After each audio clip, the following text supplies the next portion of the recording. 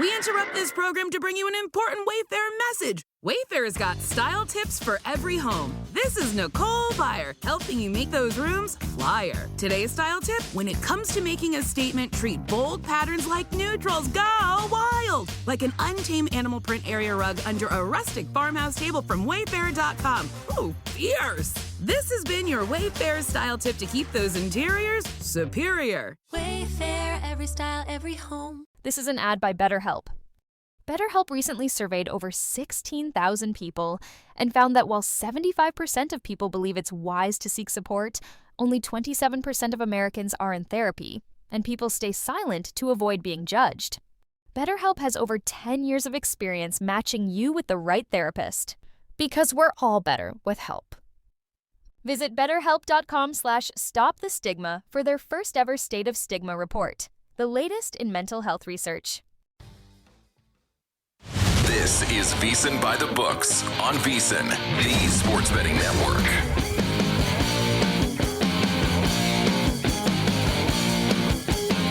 Final hour of the Tuesday edition of VSiN By The Books. Jensen Lewis with you alongside Grace Remington in for Dave Ross, who is on vacation in Virginia Beach. He'll be back with us on Monday next week. Grace, we've had some great guests today. It is also really fun when you have a guy that has the moss of our next guest. That is none other than Colby Marchio, betting analyst for Betting News, kind enough to join us on the Progressive guest line. Follow him as we do at Colby M. Bets. I'm telling you, dude, the lettuce is fantastic. You tell your significant other that you are in great shape. There's no receding hairline from what we can see. You are A1 position, my friend. How we doing? Good. The funny thing is, she wishes I had less hair. She's like, just go back to the buzz cut, because I had the buzz cut before it was cool in college. Oh, my God. Well, speaking of buzz, that's what the Dodgers did to Sandy Alcantara and company yesterday. We get a chance to run it back today against Cal Quantrill. I know you're targeting him in one of your first player props tonight. Yeah, I people might not like the price on this one, but it's more about the number of what I'm going to say in a second than the price. I'm taking Cal Quantrill's over 4.5 hits allowed. If you don't like paying the juice, you're not in that business. I'm in that business. I will pay the juice. We get 4.5, no doubt. But if you want to pay 5.5 at plus 130 on some books, take that. Cal Quantrill is horrible. We talked about it before we came in. His ERA is 8.10. I just threw up before I came in here. His whip is 1.8, and his BABIP is 367. I don't think that's an unsustainable number for a guy that's that bad. Today, he has the second worst pitcher rating on batters-box.com, has a poorly rated average hitter WOBA, ISO, hard contact, K percentage, and ground ball percentage. Has allowed 5+ hits in 5 of his 6 starts this season. 4 of his 6 pitches are below league value, according to Fangraphs. The Dodgers have 3 elite-rated hitters today, 1 above the K rate and 2 above the league ground ball rate. They just saw him, and they got 6. I will happily pay the 160. Happily. Yeah, I was thinking the over 9.5 in that game, but honestly, I might just have to isolate Quantrill and tail you on that one, because typically you look at the actual versus expected metrics and, oh, maybe this guy's gotten unlucky. Nope, he really is just that bad. But another player prop you have here is Josh Jung's home run prop, kind of long odds, plus 750, only 2 dingers this year. Why do you like him today? So I usually take a guy's bases, and if I get like a guy to do his bases or his H to double R, I always sprinkle on the home run because it's fun. It's a quarter unit every single time, nothing insane. He's the 4th highest rated hitter in this matchup today, and 25 elite ratings according to batters-box. 76% hit rate over this prop of bases, 44% of the time.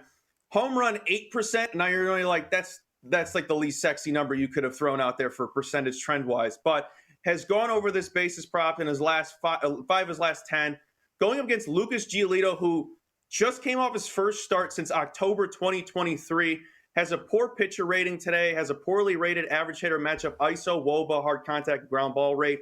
He's a 60% fastball pitcher, and I'm a sucker for any pitcher who's mainly fastballs, because if you're in the bigs, you can hit a fastball.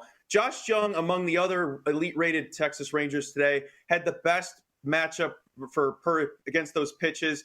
He had a pretty good average in OPS and WRC plus against fastballs. I think Jung is well worth the price of plus 150 and the higher than 7-1 for the home run. I also do like in that game Rafael Devers. I don't know if I'm going to get there yet.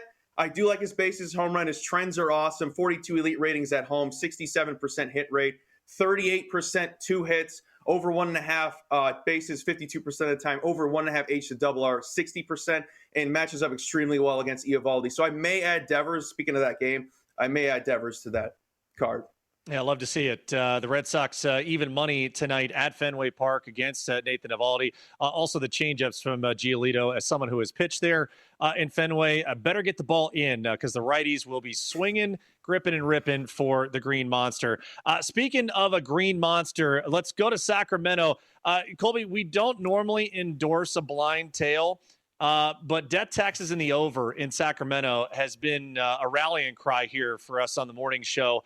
And I love where your next couple of props are. Brent Rooker, I have a ticket on 30-1 to lead the big leagues in homers. He's gotten off to a little bit of a slow start in the power department, but it is going to get warmer there in Sacktown. And I think he could get warm tonight. Love where your props are for him on total bases and the home run prop. Yeah, anytime I see like something in the A's or the Rays game, and I'm like, please be home. Please be at that minor league ballpark. So 80 degrees today in Sacramento. It's going to be great. You're giving me Brent Rooker bases at plus money and his home run at plus 350. He's my muse. I can't stop betting on him. He just has the best trends on batters-box.com. So 68 elite ratings, 73% hit rate. Over this prop of his 1.5 bases 57% of the time, over 1.5 H to the double R 65% of the time, homers 25% of the time. Now, we talked about putrid pitchers as I started this hit. Emerson Hancock will throw up after the show. He's just as bad. 6.62 ERA, 175 whip. His BABIP is 404. Now, that may be an unsustainable number for a guy like him. But who knows? He may be like Cal. He also has a poor rating today on batters-box.com, as also a poor average hitter matchup, ISO and K percentage. 3 of his 4 pitches are below league value, according to Fangraphs. And Rooker matches up extremely well against those pitches. And I'm a sucker for Rooker. So I have to back the trends on this one, especially plus money for him. He's seen the ball extremely well. How can I not take him? Okay, so you were throwing up over Emerson Hancock. We were throwing up over Cal Quantrill. I got to add another one to the list. It's just a rough morning for us baseball bettors, apparently. Tyler Anderson throwing for the Angels today. I was just telling Jensen, his fastball averages 88.8 miles an hour. I don't know how you get a job as a major leaguer if your velo is below 90. So he's pitching against the Blue Jays, and you're targeting this game. What do you like here? Yeah, so I don't know if it's not out yet. Batters-box.com has Eric Lauer supposed to be pitching for the Blue Jays. And we're talking about terrible pitchers. We're going to keep talking about terrible pitchers. I kind of like bad offenses against bad pitchers. So if it is Lauer today, I will either be on the Angels' first 5 team total over, hoping it's at 1.5 and it's juiced to the high heavens because, like I said, I will pay the juice. Or even if it is at 2.5, I'll debate it. But if it's a good number for Lauer's hits allowed, I will take that. He has the worst rating on the day. Poor average hitter, everything. Everything that I've rattled off before, he is the worst in all of it. The Angels today have 8 elite rated hitters. Now, I've been using this website for quite a long time. I don't think I've ever seen 8 elite rated hitters, 2 above the league K rate, and this team's averaging around 2.4 runs in the first 5. It's all about if he's there, and I'll debate the prices and whatnot, but Eric Lauer is going to be horrible today, and always back to bad offense, in my opinion. Absolutely love it. Colby Marchio, betting analyst for Betting News, joining us here on the Progressive Guest Line for a couple of more minutes. All right, bud, you and I are suckers for home run bets. Grace and I handicapped the Dodgers and Marlins game yesterday as a spot to maybe back some guys to go deep. Also, the park rating and the adjustment for the roof open, roof closed at Chase Field with the Mets visiting the Diamondbacks. So we'll throw this up for you because I know you are a big home run prop guy. I happened to hit a couple lotto tickets last night. I hit a Shohei Ohtani and Freddie Freeman parlay, boosted on DraftKings to about 19-1. And then for good measure, I took Grace's advice. What the heck? Let's throw in the polar bear with those two guys at 75-1. Daddy is happy this morning, to say the least. Give me a few. Let's run it back. We have a little slush fund now, Colby, to be able to dive into. Any particular home run props outside of Josh Young and Brent Rooker that are appealing to you tonight? I was looking at Neto. I know his is usually like pretty high. Usually it's above 5-1. I don't think Neto is a bad look. He was the only angel that I looked at before I got on that I kind of liked. I'm also a sucker for anyone that went to Campbell College because roll humps. Did I go there? No. I just like saying roll humps. I'm trying to think of somebody else that I liked. James Wood's always good. I didn't really like his matchup today, but he's just a pure hard contact hitter. I'm drawing a blank because I think I rattled off all the ones I actually liked this morning. So those are the ones I liked. I'm as somebody who's never cashed a home run parlay, I'm the most jealous man in the room right now. Colby, can you believe this was a private bet from Jensen? Didn't give us this in the group chat. Then you can't post it. As the people of X/Twitter, they would say you can't talk about this.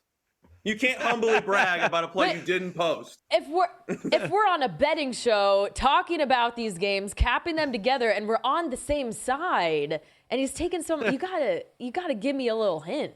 Share the wealth. Listen, I'm not anti home run parlay, but I never cash them, so I never place them. Listen, it's one of those things where, again, it's the humble, like, hey, you feel good about it, but now I have to make sure whenever it comes to mind, I get on the email chain and make sure everyone in production, everyone in front of and behind the camera knows what it is. Hey, Colby, how can people follow you for your great content and get all of your insight and your picks? Yeah, so change the Twitter X handle to Colby M Bets. Figure to be easier to remember and write it down if you're listening to it right now. I write all of my bets out on Betting News. I'll have more articles out later today. All my picks are out on my Twitter, so if you want to keep up with that, you want to keep up with my home run videos that people seem to enjoy. My girlfriend actually hates them. So fun fact, if you enjoy them, my girlfriend hates them. So it's even funnier that she hates them. Why does we she love hate it, them? And I'll be quick. I'll post them, and then it'll come across her Twitter timeline, and she'll go, 40 likes. What? Who likes this? And I'm like, they love it. Oh man. Well, listen, you're welcome back anytime, buddy. We appreciate it. Have a great rest of your week. We'll talk soon. You too. Thank you guys so much. All right, Colby Marchio, the betting analyst for Betting News at Colby M Bets. We'll shift gears to some NFL strength of schedule. Who's got the easiest? Who's got the hardest? Some win totals, all that and more. We come back. We interrupt this program to bring you an important Wayfair message. Wayfair's got style tips for every home. This is Nicole Byer, helping you make those rooms flyer. Today's style tip: when it comes to making a statement, treat bold patterns like neutrals. Go wild! Like an untamed animal print area rug under a rustic farmhouse table from Wayfair.com. Ooh, fierce! This has been your Wayfair style tip to keep those interiors superior. Wayfair, every style, every home. This is an ad by BetterHelp. BetterHelp recently surveyed over 16,000 people and found that while 75% of people believe it's wise to seek support, only 27% of Americans are in therapy, and people stay silent to avoid being judged. BetterHelp has over 10 years of experience matching you with the right therapist, because we're all better with help.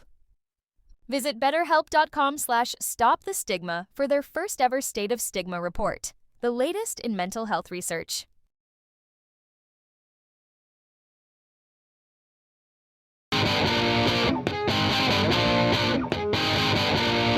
You're tuned in to VSiN By The Books, right here on VSiN.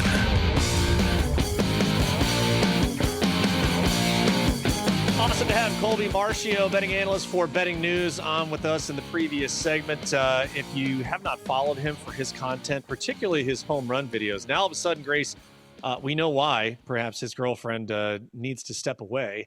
At Colby M Bets, if you want to follow him on X. But great segment from him. Also, JVT, Jonathan Von Tobel, co-host of Money Moves with Story Bond and Tony, coming up in the next segment. But right now, Grace Remington, let me ask you, is it news or a whole lot of noise? Is it news? Corleone is a man who insists on hearing bad news immediately. Or just noise? Are you going to act like this is news? Just noise. This is noise. Let's separate the impactful from the insignificant with one simple question. News or noise? All right, the draft is in the books, and now we get a little look ahead to the schedule release coming up. May 14th cannot get here quick enough, but Warren Sharp of sharpfootballanalysis.com put out his NFL strength of schedule rankings.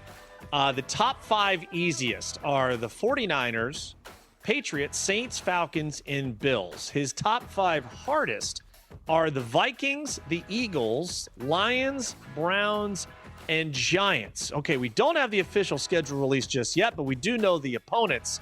So I ask you, Grace, news or noise on these top 5 easiest or top 5 hardest strength of schedules? I'll say, for the sake of betting, or from a betting perspective, this is news. And looking over these lists, there are a couple win totals I have placed. One of them is based on strength of schedule, the Patriots. Just looking over their schedule, they play 7 home games against opponents that had a losing record last year. They also have 4 road games against opponents that were below 500. So they, I believe, are the over 7.5 is minus 140. The over 8.5 is it plus 120? I believe I think that's the one I placed. And I feel comfortable with either of those. But you especially look at, Drake May last year. Now he'll get to work with Josh McDaniels. Last year he ranked 12th among all starting quarterbacks, not just rookies, among all starters in completion percentage over expected.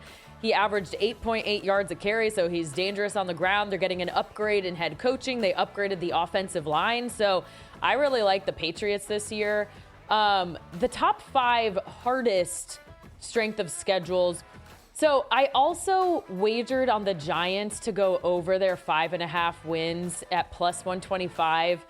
And honestly, it was kind of just, it was an impulse buy. I'll say that. At the time, it was an impulse buy. Like, I could see it happening, but I don't feel great about it just because they're the Giants and something wrong is going to happen. Now I'm seeing they have the hardest. This is so bad.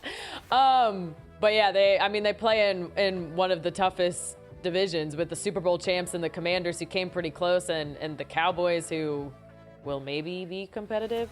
But hopefully the quarterback, I do believe, is an upgrade.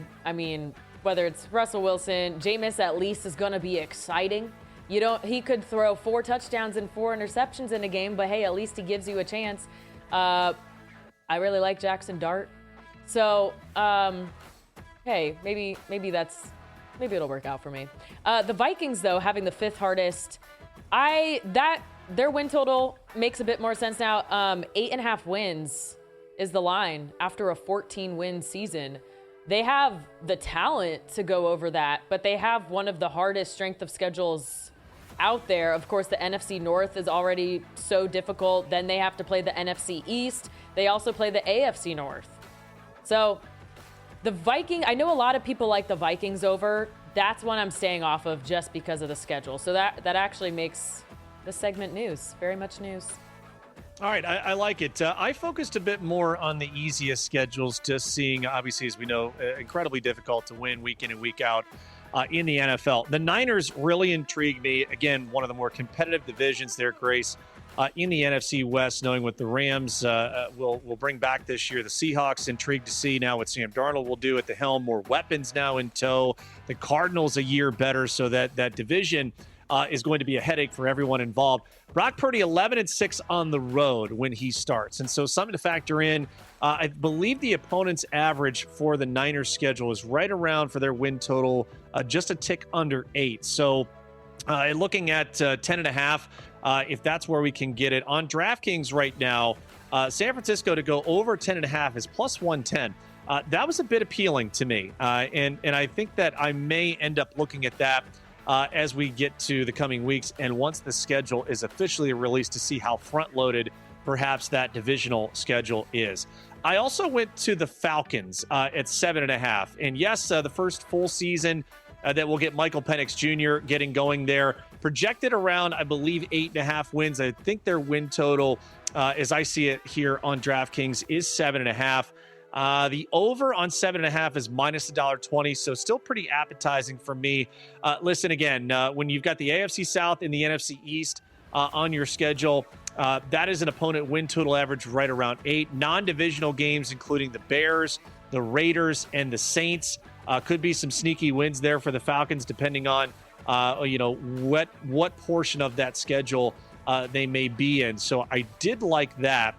And then again, their NFC South odds, you can see it right there, plus 240. Maybe take a stab at it. Just kind of seeing where that division may be. Yes, maybe the Bucs to lose, but still think the Falcons, with a lot of offensive weapons there for Michael Penix Jr. to use, will be fun to follow there at 7.5. The final one that I looked at were the Bills, 11.5. Do feel that they are poised yet again with Josh Allen at the helm. Again, they play in a division where we're anxious to kind of see what Miami brings back this year. Aaron Glenn now with the Jets is their head coach. And ultimately, I think that their just schedule overall would lead me to believing in Josh Allen being able to exploit some weak defenses. They have the Jags on the schedule, the Titans with the rookie quarterback and Cam Ward. Again, you look at a couple of clubs that they'll have. I already have a ticket in pocket too, with Colin Morikawa getting a top 20 finish, parlayed that with the Bills to get to 11-1 for the Bills to win the Super Bowl this year. So that's how I kind of looked at it from those top 5 easiest schedules. So 11.5 for the over on that Bills win total, a way that I wanted to go. So that is news or noise here on Tuesday, May 6th here for VSiN By The Books. Okay, if you're just joining us, obviously a loaded slate for the playoffs tonight. Let's start in the NHL, Grace. Carolina and Washington, we have talked about throughout the show. 5.5, Washington, a slight home dog tonight against Carolina. And then Edmonton at Vegas at T-Mobile tonight, 9:30 Eastern, puck drop there. Total of 6.5. Vegas a slight home favorite here against the Oilers. So my leans right now on the over 5.5 here for Carolina, Washington. I also have VGK in pocket on the puck line at plus $2. That's down to plus 185. Let's start in our nation's capital. Intrigued yet again that we have another home dog here in the Stanley Cup playoff. Yeah, I'll go with the home team in this one. The Caps at plus 105. I think they're a little undervalued in this spot because the Hurricanes are always so highly rated in the metrics, but Washington has the edge here with the goalie situation. Carolina's Freddie Anderson was injured in round 1, so his status remains uncertain. Meanwhile, Logan Thompson is coming off a fantastic round 1 in which he went 4-1 with a 223 goals against average and a 92.3% save percentage. When you look at offense, both they rank toward the top of the NHL in generating offense in 5-on-5 opportunities. So I think it should be rated a little bit more closely than it is. And for the Oilers Golden Knights, we've been talking about how it's going to be such a high scoring game. They score in different ways. The Oilers are pretty much led by Connor McDavid and Leon Draisaitl, whereas Vegas scores more as a group.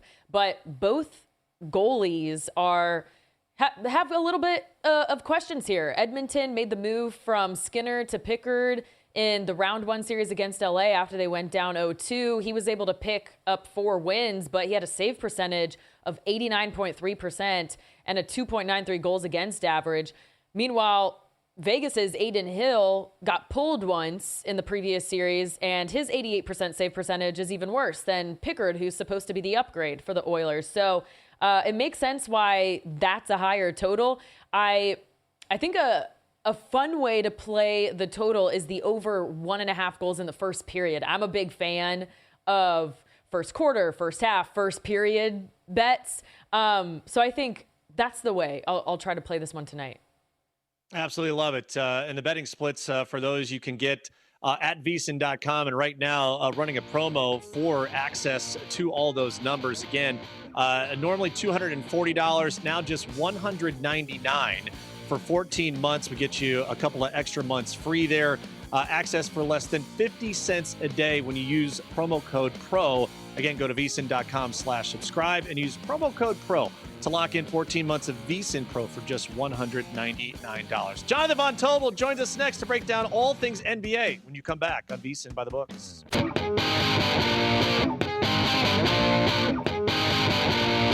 You're tuned in to VSiN by the Books, right here on VSiN.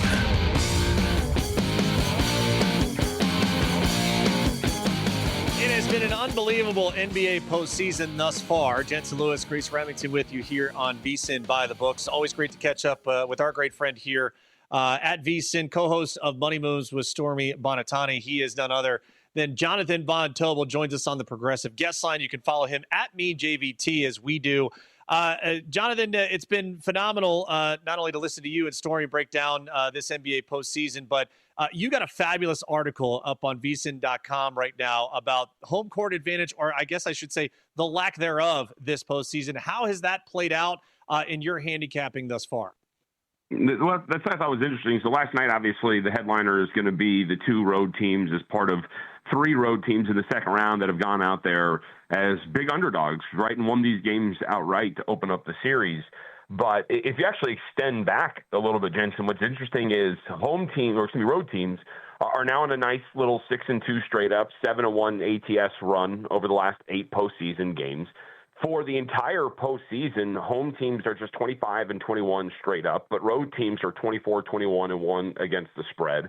So home court really has not been that strong and that impactful in this postseason. And why that matters is for a couple of reasons. But the first of which is generally we see home court in the NBA postseason actually really ramp up. And in the article I note this, but if you look at the average non-garbage time net rating of home teams from the regular season to the postseason, all the way back to, we'll just go for now. Right now, you just go back to 2021. You've seen home teams post a net rating in the postseason of at least plus 4.6 the last 4 postseasons. That's very high. This year, though, it's only at a flat 3. If that were to maintain, that would be the lowest average net rating for home teams in a postseason since 2017. So we have seen that this year, at the very least, in the early going of this postseason run, that home court has not really been worth that much. But the market is still factoring that in at a very high clip. Look at some of the swings that you're seeing from home to road. In the article, I mentioned a couple of them, but the Warriors series is a very good example. Warriors closes 3.5-point home favorites in Game 4. They go to Houston in Game 5. The Rockets are 4.5-point home favorites. You go to the Knicks and Pistons series, where in Game 4, the Knicks in Game 5, the Knicks closes 6.5-point favorites at home in New York. They go out to Detroit. They close as 1.5-point underdogs. We're talking about 8-point swings from venue to venue in quite a few of these series, which would tell you that home court maybe is worth around 4 points according to the betting market, but that just hasn't been the case so far. So I think that's going to be an interesting study as we move forward. Does that just mean that like Golden State's going to be live here today to come in and win this game outright? Maybe.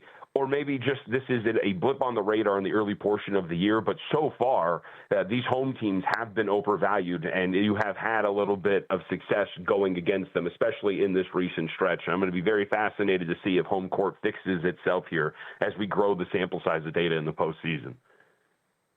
Really great points there. And one of the best home teams all season was the Cleveland Cavs. They were surprised Game 1 by the Pacers, who were an outright winner as an 8.5-point dog. Today in Game 2, the Pacers are an even bigger dog. So how do you think Cleveland responds here?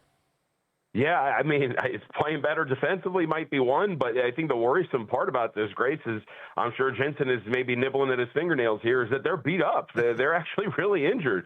Darius Garland, that toe injury, didn't come out of nowhere. He was dealing with it, but he had been playing. He had been practicing, and all of a sudden he misses 2 weeks, and despite practicing over the weekend, did not end up playing in Game 1. So we'll see if he's going to be available. DeAndre Hunter gets fouled pretty hard, shockingly enough, on a review that they did not call a foul after review. Dislocates his thumb. Evan Mobley twists his ankle. So, these are some key guys that potentially could not play. I also think you're kind of worried about Kenny Atkins in the comments, not about the refs, because that actually might put, again, the usual gamesmanship. Officials may be thinking about this and giving a few more calls to the Cavs. But his comments about status for his players, he said he views questionable and doubtful as the same thing when it comes to player personnel tags. So that's kind of worrisome when you're talking about three key dudes that might not be available for Cleveland heading into this game. So to me, it's all about the injuries. I mean, look, I think that it makes sense that you would expect some sort of a bounce back for Cleveland. But one of the other fascinating trends that we're seeing in this postseason is this whole zigzag. If you haven't been keeping track of it, so far in the first round, teams coming off of a straight-up loss were 23-11-1 against the spread. It was insane. Like, they were just absolutely ripping through these numbers, no problem. So that would fit the mold for Cleveland here today. The problem is, and the issue I have with the zigzag overall is the market was factoring those in, and they were still blowing through these numbers. And now you have Cleveland with three key guys questionable, laying 9 at home against Indiana. To me, the market's doing a little too much factoring in this zigzag here. So I think Cleveland bounces back. I think you wait for an in-game number to get something cheaper on Cleveland. But if you're talking about the pre-flop side, to me, it's going to be Indiana or nothing, because I just can't jive with such a big number given what we know about the injuries for the Cavaliers. He is Jonathan Von Tobel, a co-host of Money Moves with Stormy Bonatoni right here on VSiN. Okay, but I know that you have a target in this Warriors and Timberwolves series that gets underway, particularly for Game 1 tonight.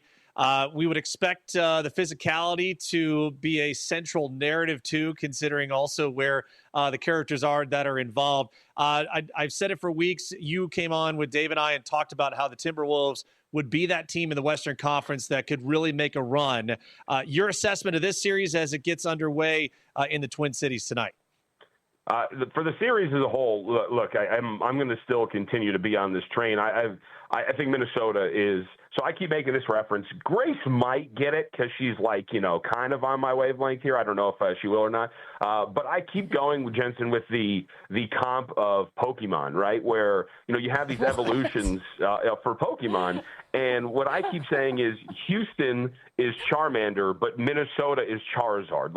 Minnesota is everything Houston wants to be. And I think that's going to be a problem for Golden State, because Houston gave Golden State all the issues in the world, except this is a version of that team that can not only defend at an extremely high level, bother you with that extreme length, have multiple defenders for your key players, but also they can score with you. And in fact, you can make the argument they can score at a better clip than you can. They can shoot from the perimeter. They have shot creators like Julius Randle, like Anthony Edwards, that Houston did not. So I think this is going to be a series that is a very big problem for Golden State. I think that this is a series that maybe goes 5 games or so. I think that the Timberwolves are primed to do everything possible to muck up an offense which looked extremely disjointed against Houston and is now I think in store for another rough series when it comes to spacing and offensive efficiency. JVT, we're both millennials, but last time we hosted a show together, we found out we had very different upbringings as millennials. Like, you were naming all these bands and movies I had never heard of. I'm sorry, I only know the cute little Pikachu, so I had to Google these guys. Charmander looks really cute, and I would not expect him to win anything. Charizard is like a dragon? So which team was the dragon? So the Minnesota is Charizard. It is the third evolutionary step. This makes sense. Houston's Charmander. It's the first step, right? You can see it's got the little flame on his tail. He's like a little fire salamander. It's like, all right, that's kind of like, I can kind of see that. But then once eventually it becomes its full-fledged form, you understand how threatening it could be, and I think that's what Minnesota is. That's a good analogy. I didn't even know those were the same character. I thought these were two different monsters. But that is a good analogy. Can you do that? Can you do that for all these games? I don't know if I can do it for all of them. I think the Houston-Minnesota comp is really too good, because I do think that that's everything that Houston really wants to be. I mean, look, especially if you bring this to the offseason analysis, right, which is Houston's going to be desperate to find some sort of offensive engine to help their team go, right, to take that next step in the evolution if you're going to keep the analogy going. That's what they desperately need. They need an Anthony Edwards or they need a Julius Randle. And I think that's kind of why the comp works so well, is that is the next evolutionary step. I think if you were to give them truth serum, there would probably be some in the front office that would go, yeah, our next step would hopefully to be a team like Minnesota who's made a run to the Western Conference Finals and has a high upside on offense. JVT, if Pikachu had Edge Boost, then I think we'd be in business here for sure. By the way, Edge Boost is the first ever bank account built for bettors, ensuring all gambling transactions are approved. No usage fees, no minimums, earn cashback rewards, and 100% approval for all betting deposits. Sign up today at edgeboost.bet with promo code BOOK. Deposit $25, and Edge Boost will match that deposit. That's edgeboost.bet. Last 30 seconds here with you, JVT. I thought this note from Evan Abrams of the Action Network was phenomenal. Knicks last night trailed by 20 points in game one. That's and then came back to win. That's the biggest comeback in game one since 2016, dating back to 2012. Teams that were up 20 or more in game one were 99-1 straight up. I would assume you believe a bounce back from the Celtics in game two tomorrow? Yeah, generally, I'd say this really quickly. One of the numbers that sticks out is that Boston had 24 uncontested shot attempts according to the tracking data, and they shot just 29% on those threes. I feel like if you generate that same amount of wide open looks, you're going to be able to hit those and maybe have a slightly different outcome. I love it. It's again, if you had both dogs on the money line parlayed last night, upwards of 17-1, the payout on that ticket. JVT, thanks so much. We will be tuned in to you and Stormy on Money Moves coming up later today. Thanks a lot, guys. Appreciate it. All right, there he is. Jonathan Von Tobel on the Progressive guest line. Our best bets of the day coming up to finish out the show. Grace hit a bunch yesterday. We had some leans that came across. Who's hitting a bomb today? All that and more when we come back on VSiN By The Books. We interrupt this program to bring you an important Wayfair message. Wayfair's got style tips for every home. This is Nicole Byer, helping you make those rooms flyer. Today's style tip: when it comes to making a statement, treat bold patterns like neutrals. Go wild! Like an untamed animal print area rug under a rustic farmhouse table from Wayfair.com. Ooh, fierce! This has been your Wayfair style tip to keep those interiors superior. Wayfair, every style, every home. This is an ad by BetterHelp. BetterHelp recently surveyed over 16,000 people and found that while 75% of people believe it's wise to seek support, only 27% of Americans are in therapy, and people stay silent to avoid being judged. BetterHelp has over 10 years of experience matching you with the right therapist. Because we're all better with help. Visit BetterHelp.com/stopthestigma for their first ever State of Stigma report, the latest in mental health research.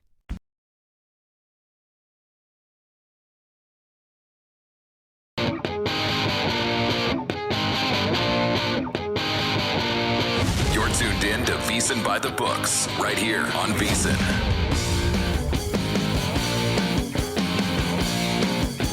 Great to catch up with JVT this morning. And again, for VSiN Pro subscribers, heck, for anybody, go check out his article on VSiN.com. The home court advantage, Grace, or lack thereof. Startling numbers to think about. And a reminder, if you took both the underdogs yesterday, the Knicks and the Nuggets on the money line, pretty handsome payout, upwards of 17-1. Depending on what book you're at. It is time for our G-Bank Best Bets, brought to you by G-Bank. We are a ladies' first operation always here. Grace, you nailed it yesterday. Let's go back. Are we revisiting the scene of the crime yesterday as well? We are absolutely running it back. Taking a different angle this way, though. Yesterday, we played the Dodgers team total over 5.5 at even odds. Today, it's a little bit too juicy, so I'm just going to go ahead and take the full game over 9.5. Two starting pitchers here that I really have no belief in. Tony Gonsolin came back last week. He made his first start of the season against Miami. And it was an okay start. 6 innings, 3 earned runs on 6 hits, no walks, 9 strikeouts. However, I think that the 9 Ks is a little bit inflated because Miami is a bottom 3 team in strikeouts against righties. Plus, they are seeing him twice in 1 week is advantage for the hitters. But it was his first start since 2023, and he wasn't good that year either. He had a 4.98 ERA and even higher xERA and FIP. So fading him. We're also fading Cal Quantrill, who we talked about a lot today. An 8.10 ERA, a 6.74 expected ERA, a 5.55 FIP. His 13% strikeout rate is absurdly low and ties a career low for him. His barrel rate and hard hit rate are well above average. In fact, every single metric is bottom 6% of all starters in the MLB. So they just signed him to a 1-year deal. I know that's the minimum, but I don't even know why you would do that. So we're fading both pitchers today, taking the over 9.5. Yeah, pretty remarkable. You don't usually see this, but the run line is out of hand already as far as the price goes for the Dodgers. It's minus $1.75 for the run line. Like, just to put it in perspective, people, the money line for the Dodgers as an away favorite in Miami, minus 285. Okay, if you wanted to go on the alternate run line, Grace, today, just for the Dodgers, even minus 2.5 is still minus $1.18. You have to get to 3 to get to plus money. So minus 3 is plus $1.03. That is wild. But Grace going with the over 9.5 for her best bet of the day. Speaking of G-Bank, get the G-Bank Visa signature card today. Most of those credit cards treat sportsbook and gaming transactions as cash advances. But that is the beauty of G-Bank. It treats gaming transactions as purchases. So you're saving upwards of 3 to 5% on cash advance fees on those gaming transactions right there. Also, G-Bank gets you 1% cashback rewards on all eligible sportsbook and gaming transactions and 2% cashback rewards on all eligible purchases. Apply now at VSiN.com/GBank. That's VSiN.com/GBank. Okay, my best bets, and I have a couple carried over from yesterday, and JVT is right.